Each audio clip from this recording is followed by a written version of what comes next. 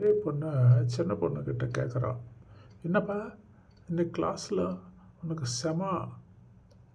திட்டாமே நல்லா டீச்சர் வந்து அந்த டீச்சர் சாரு மேல் டீச்சர் டீச்சர் சார் வந்து நல்லா உனக்கு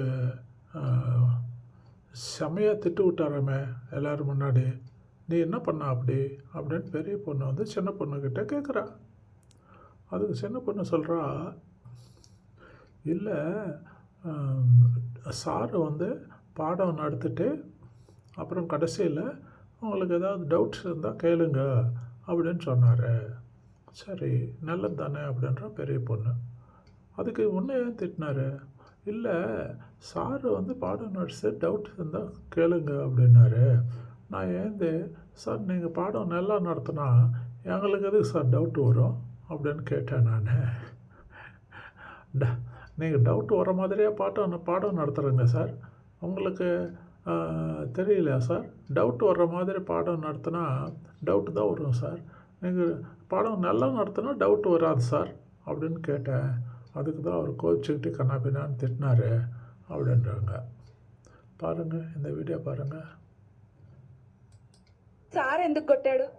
నా సార్ డౌట్లు ఏమన్నా ఉంటే అడగండి చెప్తా అంటే మీరు బాగా చెప్తే డౌట్లు ఎందుకు వస్తాయి సార్ అన్న.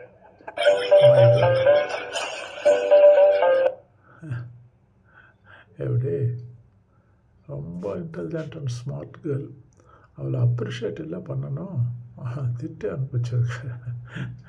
இந்த மாதிரி ஓப்பனாக ஆனஸ்ட்டாக வர டவுட்டு கேட்டா அதில் என்ன, இதுவும் டவுட்டு தானே, டவுட்டு கேட்க சொன்னால் டவுட்டு கேட்டா இதுவும் ஒரு டவுட்டு தானே. அப்ரிஷியேட் பண்ணுறதுக்கு பதில் ஏன் திட்டினாங்க?